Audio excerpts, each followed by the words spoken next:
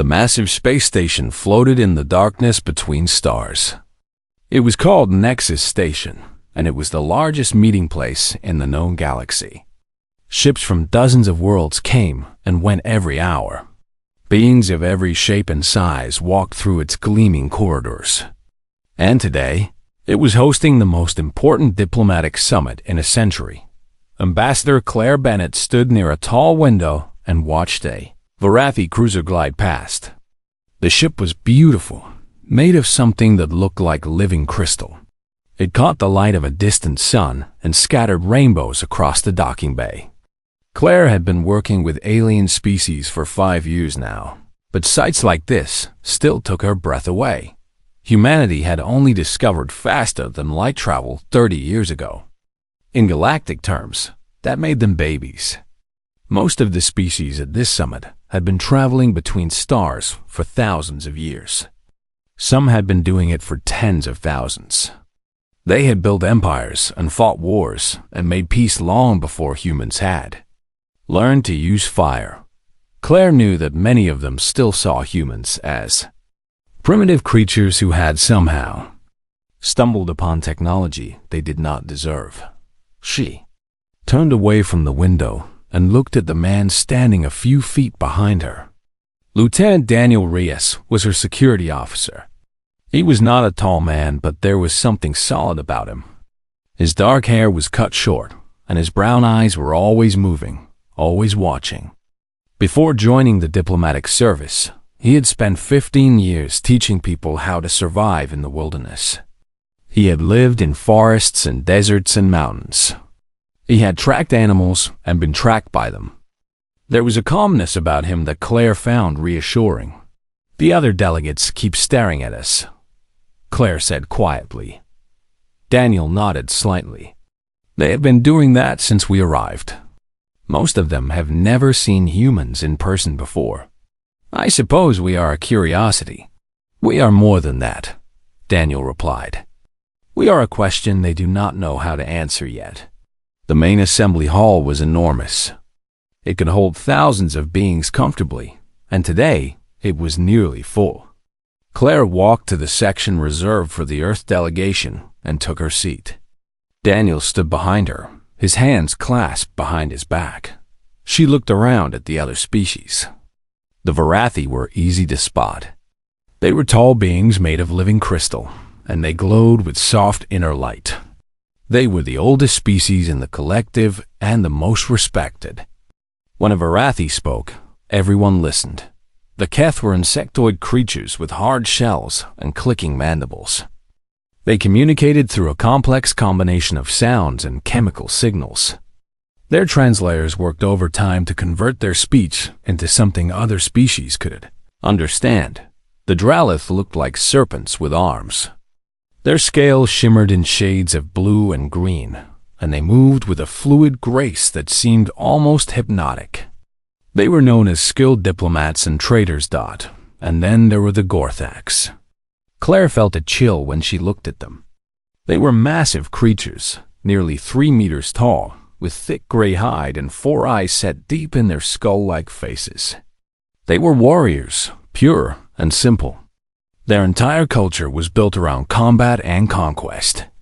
The only reason they had joined the collective was because even they recognized they could not defeat all the other species combined. The Gorthaks representative was named Kragath. He was even larger than most of his kind, and scars covered his hide like a map of battles won. When his 4 eyes turned toward Claire, she felt like a mouse being examined by a wolf. High Arbiter Veleth called the assembly to order. Veleth was ancient, even by Varathi standards. The crystal of his body had grown cloudy with age, and his glow was dim. But his voice still carried power when he spoke. "We are gathered to discuss the integration of humanity into the Galactic Collective," Veleth announced. "They are a young species, but they have shown remarkable progress. We must decide what role they will play in our community." The discussions began. Representatives from various species spoke about trade agreements and territorial boundaries and technology sharing. It was dry and technical, but Claire paid close attention. This was why she was here. Every word mattered. When it was her turn to speak, Claire stood and addressed the assembly. She talked about what humanity could offer. Their creativity, their adaptability, their willingness to work hard and learn from others. She proposed that humans could contribute to the collective security forces, helping to patrol trade routes and respond to emergencies. Kragath laughed. The sound was like boulders grinding together. It echoed through the hall and made everyone turn to look at him. The humans want to help with security? Kragath rumbled. Look at them. They are soft. They have no claws, no fangs, no armor. A Gorthak's child could tear one apart without effort. What could these weak creatures possibly offer? Claire felt heat rise to her face, but she kept her voice steady. Strength comes in many forms. Humans have survived on our world for hundreds of thousands of years. We have faced predators and disasters and enemies of every kind. We are still here. Kragath waved one massive hand dismissively. Your world is a garden compared to ours. You know nothing of true danger. The other delegates shifted uncomfortably. Some seemed amused by the exchange. Others looked almost embarrassed on humanity's behalf. A few, like the Varathi, watched with unreadable expressions. Claire wanted to argue further, but she knew it would do no good. Kragath had already made up his mind about humans. Nothing she said would change that. Only actions could prove him wrong.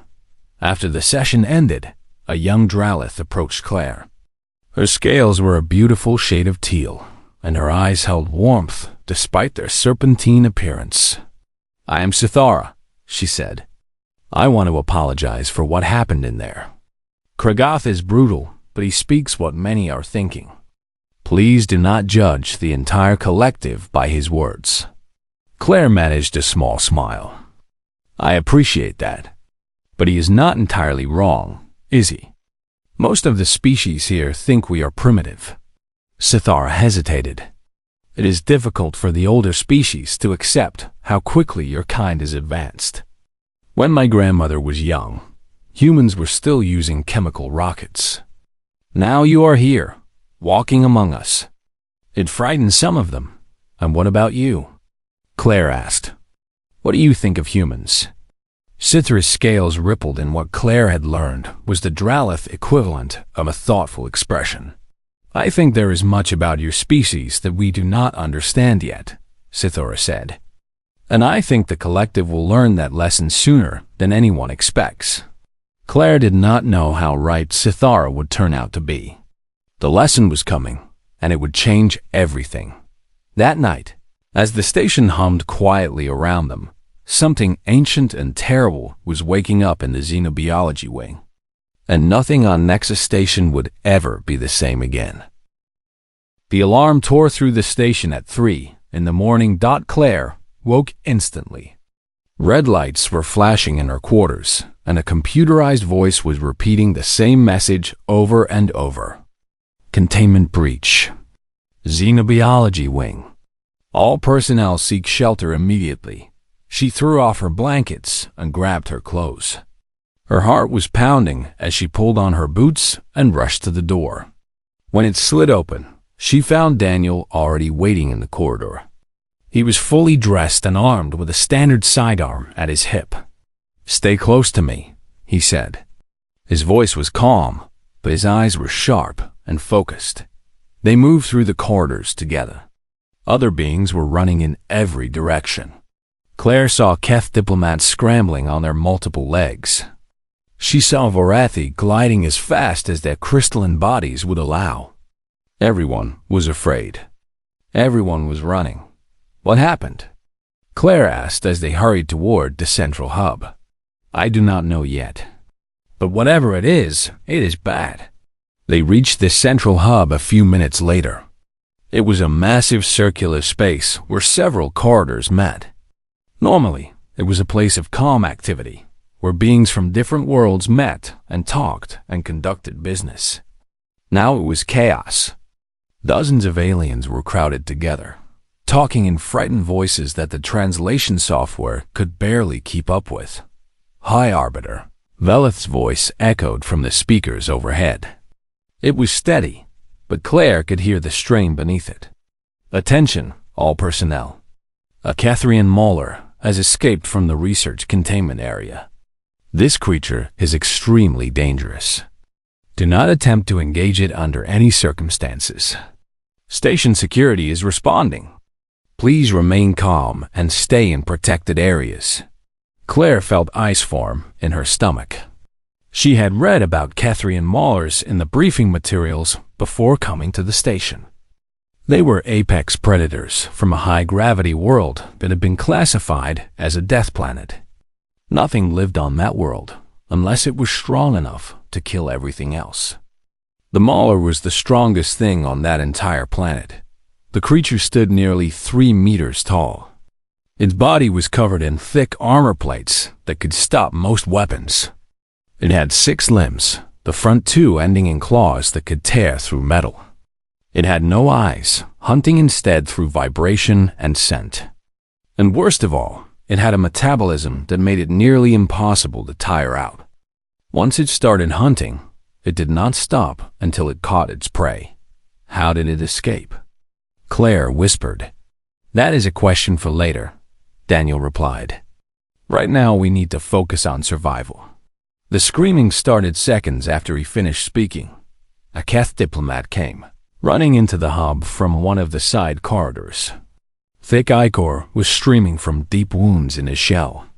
He was making a high-pitched clicking sound that the translator rendered as pure terror. He collapsed a few feet into the room, his legs twitching, and then the Mauler appeared. Claire had thought she was prepared. She had seen images and read descriptions, but nothing could have prepared her for seeing the creature in person. It was massive, filling the corridor as it moved forward. Its armored hide was mottled gray and black, covered in scars from countless battles. Its clawed limbs clicked against the floor as it walked, and its eyeless head swung slowly back and forth, reading the vibrations and scents of the room. The aliens in the hub reacted in different ways. The Varathi became completely still, their glow dimming almost to nothing. The Dralith pressed themselves against walls, trying to make themselves small. The Keth fled in every direction, their survival instincts overriding everything else. But it was the Gorthax that surprised Claire the most. Kragath, the mighty warrior who had mocked humanity just hours ago, went completely still. His 4 eyes were wide. His massive body was pressed against the wall as if he was trying to become part of it. This was not strategy. This was instinct. Even the mighty Gorthax knew when they were facing something that could kill them. The Mauler stopped in the center of the hub. Its head rotated slowly as it processed all the information its senses were giving it. So many potential prey items. So many different scents. It was choosing. It was deciding which one to kill first. Claire watched in horror as the creature's head stopped moving. It was pointing directly at a group of young Dralith diplomats who had frozen near the observation windows. They were the closest things to the creature, and their fear was practically radiating off them in waves. One of them was Sithara. The Mauler's muscles tensed. It was about to charge. Claire looked around desperately. Station security was nowhere to be seen. The aliens were either hiding or frozen. Nobody was going to do anything. Those young diplomats were going to die, and everyone was just going to watch it happen. Then Daniel Reyes stepped forward. He moved past Claire and into the open space between the Mauler and the Dralith. His movements were slow and deliberate. He made no sudden motions, but he also showed no fear. He simply walked forward until he was standing directly in the path of the apex predator. "Daniel, no," Claire whispered. Her voice would not work properly. "Please, no." He did not look back at her. His eyes were fixed on the creature. The Mauler's head turned. Its attention shifted from the Dralith to this new stimulus. Here was a creature that was not running. Here was something that did not smell like fear. It was confusing. Prey always ran. Prey always feared. What was this thing that did neither? Daniel began to move in a slow circle.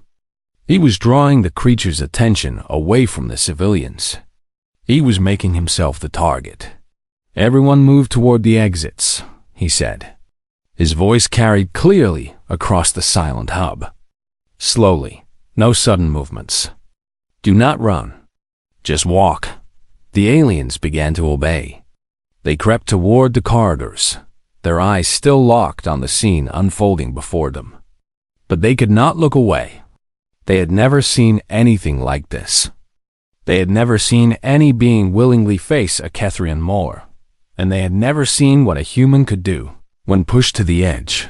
The Mauler watched this strange creature that dared to challenge it.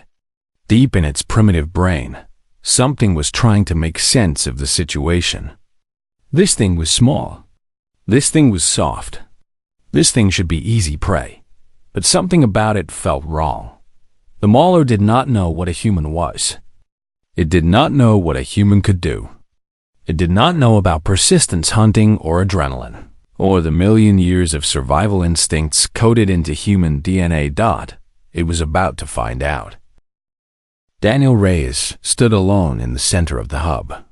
The Mauler was 10 meters away from him. Everything else had faded into the background. The frightened aliens, the flashing red lights, the sound of the alarm. None of it mattered now. There was only him and the creature. He studied it the way he had studied bears and mountain lions back on Earth. Every predator had patterns. Every predator had weaknesses. You just had to know where to look. The Mauler's armor was thickest on its front and sides. That made sense. Most attacks would come from those directions. But the back of its head, where the skull met the neck, the plates were slightly thinner there. The joints where its limbs met its body were another weak point. And its sensory organs, whatever it used to track prey, those would be sensitive. Daniel's hand moved slowly toward his sidearm. Then he stopped. The weapon would be useless against that armor. It would only make the creature angry. He needed a different approach. His eyes scanned the hub. There was a maintenance station nearby with tools hanging on a rack. He spotted a heavy wrench designed for working on hull plates. That could work. But first, he needed to survive long enough to reach it. The Mauler lunged. It was fast. Faster than anything that size had a right to be. Its clawed forelimbs reached for Daniel like massive scissors trying to cut him in half. But Daniel was not where the claws were reaching. He had moved the moment he saw the creature's muscles tense. Years of training had taught him to read body language, to predict attacks before they came. He sidestepped to the left, feeling the wind of the claws passing inches from his face. Then, before the creature could recover, he drove his elbow hard into the spot where its skull met its neck. The impact sent a shock of pain up his arm. Hitting that armor was like hitting a rock. But the blow landed on the softer tissue, and the Mauler staggered. Just for a moment. Just enough for Daniel to roll away and put some distance between them. A sound went through the watching aliens. It was not quite a gasp, but something like it. Every being in that hub had just witnessed something they thought was impossible. A human had struck a Kethrian Mauler. A human had heard it. And the human was still alive. The Mauler shook its massive head. It was confused now. This had never happened before. Prey did not fight back. Prey did not cause pain. What was this creature? Daniel used the moment to move closer to the maintenance station. His eyes never left the Mauler. His body stayed low and balanced, ready to move in any direction. "That is right," he said softly. "Keep your attention on me. Nobody else matters. Just you and me." The Mauler charged again. This time, it was more careful. It did not commit fully to the attack. It swiped with one clawed limb, testing its opponent. Daniel ducked under the blow. The claws passed over his head, close enough to ruffle his hair. He came up inside the creature's reach, where the long limbs could not easily strike him. He drove his fist into one of the joints, where a forelimb met the body. The mauler roared. It was a terrible sound, like metal tearing and stones breaking at the same time. It tried to bring its claws down on Daniel, but he was already moving. He rolled between its legs and came up behind it. The maintenance station was right there. Daniel grabbed the heavy wrench from the rack. It was a solid piece of metal, about the length of his forearm and heavy enough to do some damage. The mauler spun around. It was learning now. It knew this prey was dangerous. It would not underestimate him again. In the crowd of watching aliens, Claire Bennett was frozen in place. Part of her wanted to run to Daniel, to help him somehow. But she knew she would only get in the way. All she could do was watch and pray to whatever powers might be listening. Beside her, Kragath was watching with all four eyes fixed on the battle. His massive hands were clenched into fists. Something was happening behind those predatory eyes. Something was shifting in his understanding of the galaxy. Impossible, the Gorthax whispered. This is impossible. But it was happening. Right in front of them. A human was fighting a Ketherian mauler, and the human was holding his own. The next few minutes were brutal. The mauler attacked again and again. Daniel dodged and ducked and rolled. He struck when he could, targeting the weak points he had identified. The wrench was not enough to seriously hurt the creature, but it was causing pain. And every blow was wearing the creature down. That was the thing the aliens did not understand. The thing that made humans different from every other species they had ever encountered. Humans were not fast. They were not strong. They did not have natural weapons or armor. But they had something else. Humans could keep going when other creatures would quit. Millions of years ago, on the plains of Africa, human ancestors had hunted in a unique way. They did not chase their prey and catch it quickly like a lion. They followed it. For hours. For days if necessary. They followed it under the hot sun, walking and jogging while the prey ran and rested and ran again. Eventually, the prey would collapse from exhaustion. And then the humans would finish it. This method of hunting was called persistence hunting. And it had shaped human bodies in very specific ways. Humans could sweat to cool themselves, letting them stay active while other animals overheated. Humans could run and walk for incredible distances. Humans could push through pain and fatigue that would stop other creatures. The mauler was built for explosive violence.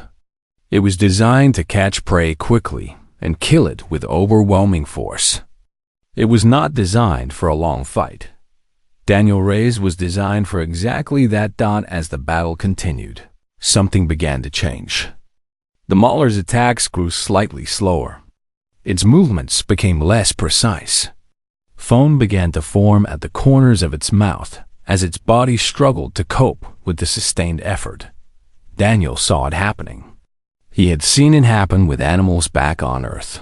The creature was tiring. Not quickly, not dramatically, but it was tiring. He just needed to keep going. He just needed to outlast it. The watching aliens did not know about persistence hunting.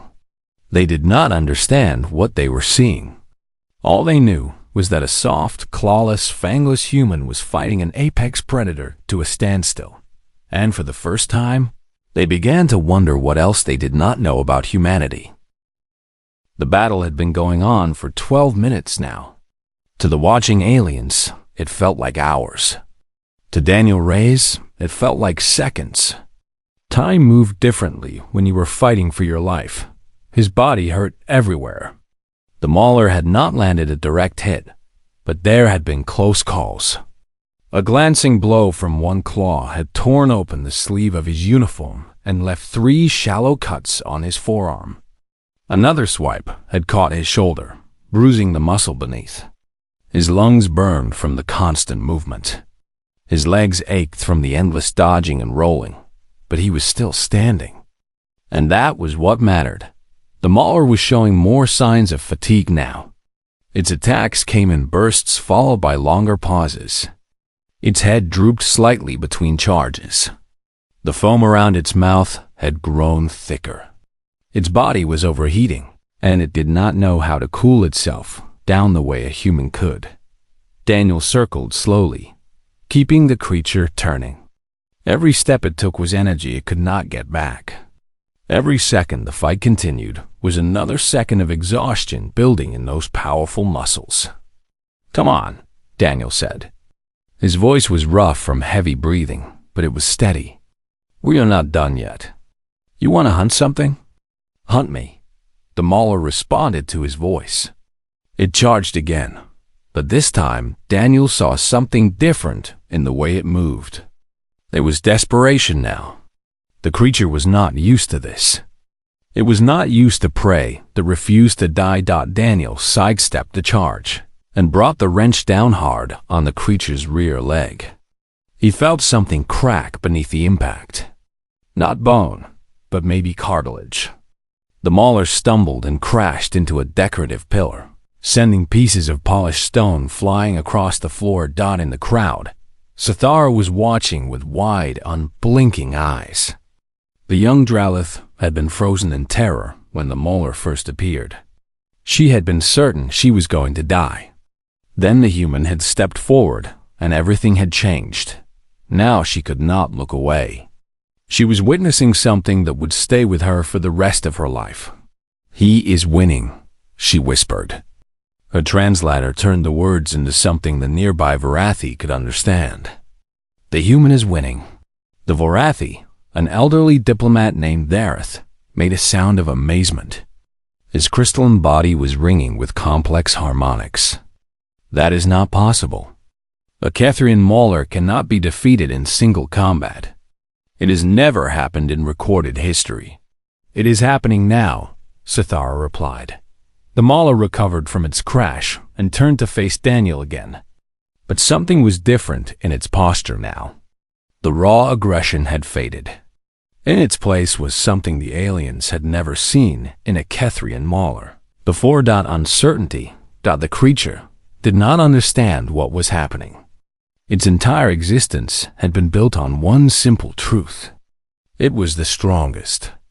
It was the fastest. Nothing could stand against it. But here was this small, soft creature that would not stop fighting. Here was prey that had become a predator. Daniel saw the hesitation. He pressed forward. For the first time since the battle began, he went on the attack. He moved toward the mauler, striking at its injured leg.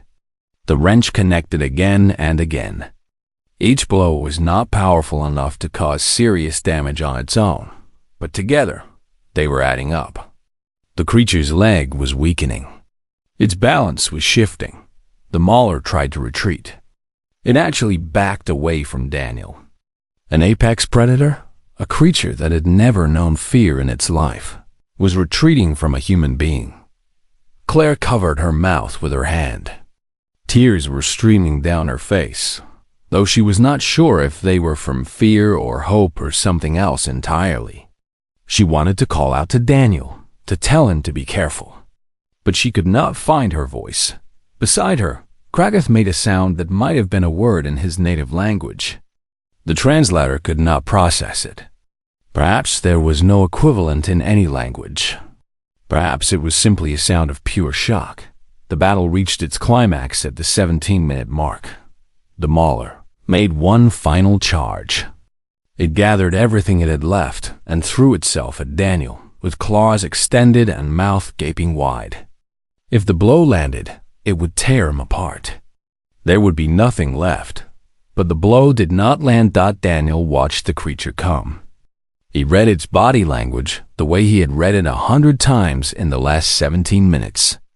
He knew exactly where the attack was aimed. He knew exactly how fast it was coming. And he knew it was too slow that he stepped aside at the last possible moment. The claws passed harmlessly through empty air. The mauler's momentum carried it forward, off balance and vulnerable. Daniel moved. He grabbed the back of the creature's armored head and used its own momentum against it. He drove it face first into the metal floor with all the strength his exhausted body could produce. The impact echoed through the hub like a thunderclap dot before the mauler could rise. Daniel was on its back. He wrapped one arm around its throat, finding the gap between the armor plates. His other arm locked around its primary forelimbs, trapping the deadly claws against its body. And then he squeezed. The mauler thrashed. It was still powerful, still dangerous. It tried to throw him off, tried to reach him with its claws. But Daniel held on. He had wrestled animals before. He had subdued creatures that wanted nothing more than to kill him. He knew how to hold on. 30 seconds passed. The thrashing grew weaker. A minute. The mauler's movements became sluggish. 90 seconds.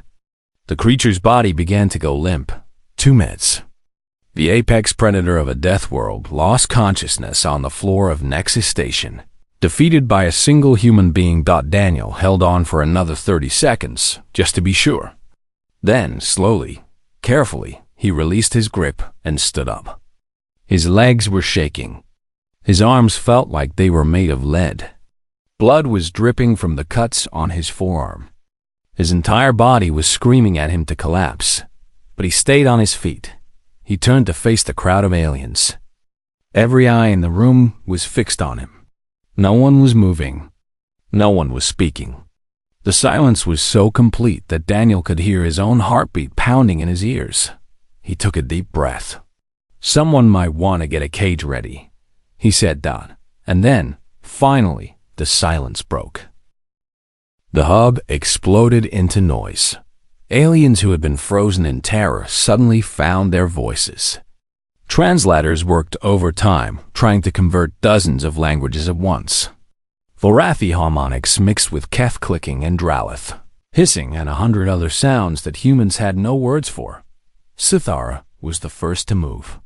She grabbed a medical kit from an emergency station and rushed toward Daniel. Her scales were rippling with colors that showed amazement and concern, and something like all mixed together. "Please, let me help you," she said. "You are injured." Daniel looked down at his arm as if he had forgotten about the cuts. "It is not as bad as it looks. You defeated a Kethrian mauler. Please let me at least clean your wounds." He nodded and let her work. Other aliens began to emerge from their hiding spots. Station security finally arrived, a full 10 minutes too late.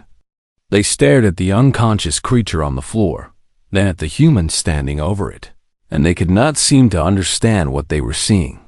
Claire pushed through the crowd and threw her arms around Daniel. She held him tightly, not caring who was watching. "You idiot," she said into his shoulder. "You absolute idiot. You could have died, but I did not," he replied simply. "How did you know you could beat it?" Daniel was quiet for a moment. "I did not know, but those people were going to die. I was the only one who could do something about it." Heavy footsteps approached. Claire released Daniel and turned to see Kragoth walking toward them. The massive Gorthax moved slowly, his 4 eyes locked on Daniel's face. When he stopped, he was close enough that Daniel had to look up to meet his gaze. For a long moment, nobody spoke. Then Kragoth did something that no Gorthax had ever done to a member of another species. He lowered his head. It was a small movement, just a slight bow, but among his people, it meant something profound. It was an acknowledgement of a superior warrior. "I called your species soft," Kragoth said. His grinding voice was different now. There was no mockery in it. "I called you weak. I was wrong." Daniel met the alien's gaze steadily. "We are not enemies. We do not need to prove ourselves to each other." "No," Kragoth agreed. "But you have proven something anyway. You have shown me that strength is not always what I thought it was." High Arbiter Veleth made his way through the crowd. The ancient Vorathi was moving faster than Claire had ever seen him move before. His crystalline body was singing with complex harmonics that the translator could not fully render. "Lieutenant Reyes," Velas said, "you have performed a great service today. You have saved lives, including members of species that have looked down upon humanity since your first contact with the collective. How shall we honor you?" Daniel shook his head. "I do not need honor. I was just doing my job." "Your job?" one of the Keth diplomats asked.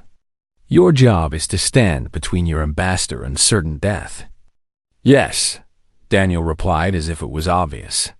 "That is exactly what my job is." The summit resumed the next day, but everything had changed. When Claire walked into the assembly hall, the other delegates looked at her differently. There was no more amusement in their eyes, no more pity. Instead, there was something that looked very much like respect. When she spoke about humanity's potential contributions to the collective, no one laughed. When she proposed military cooperation and technology exchanges, the delegates listened carefully. They asked questions. They took her seriously. Kragat himself stood and addressed the assembly. "I wish to propose that Earth be granted full membership in the collective's mutual defense agreement. If one human can do what we all witnessed yesterday, I want those humans standing with us, not against us." The motion passed without a single objection. In the weeks that followed, researchers from across the collective requested permission to study human biology. What they discovered amazed them. Humans could sweat to cool themselves, allowing them to remain active in conditions that would cause other species to collapse from heat exhaustion. Human bones healed stronger after breaking. Human muscles grew more powerful when damaged and rebuilt. Humans could survive injuries that would kill most other sentient beings. And then there was the psychological element. Humans had something that could not be measured or quantified. They called it determination, or willpower, or simply stubbornness. When pushed to their limits, humans did not give up. They pushed back. The researchers documented cases of humans surviving in extreme conditions. Humans who had walked for days through deserts with no water. Humans who had climbed mountains in freezing temperatures. Humans who had fought off predators, survived terrible accidents, and refused to die when all logic said they should. The collective began to understand that they had made a mistake. They had looked at humans and seen small, soft creatures without natural weapons or armor. They had seen what humans lacked and assumed that meant humans were weak. They had not looked at what humans had. Daniel Reyes returned to his duties as Claire's security officer. He declined the medals and ceremonies that various species wanted to give him. He did not see himself as a hero. He had seen people in danger, and he had acted. That was all. On the last night before the Earth delegation left Nexus Station, Claire found him standing at an observation window. He was watching the stars stream past, his face thoughtful. "You know you changed everything," she said, coming to stand beside him. "The collective sees humanity differently now. The trade agreements we signed, the defense pact, the technology sharing programs. None of it would have happened without what you did." Daniel shrugged. "Maybe, or maybe it would have happened eventually anyway. We are part of this galaxy now. Sooner or later, they would have learned what we are capable of." "What are we capable of?" He turned to look at her. There was something in his eyes that she had not seen before. Not pride, exactly. More like quiet certainty. "Anything we have to be," he said. "That is what makes us human. We adapt. We endure. We survive. And when we have to, we fight." Claire looked out at the stars. Somewhere among them was Earth, the small blue world where humanity had been born. It seemed so far away now, so small, but she knew that distance did not matter. Size did not matter. What mattered was what you did when the moment came. The galaxy had learned that lesson. They would not forget it. And somewhere out there, among the countless stars and countless species, the word was spreading. Humans were small. Humans were soft. Humans had no claws, no fangs, no armor. But if you threatened them, if you cornered them, if you gave them no choice but to fight, then the galaxy helped you. Because humans did not know how to quit. They never had. They never would.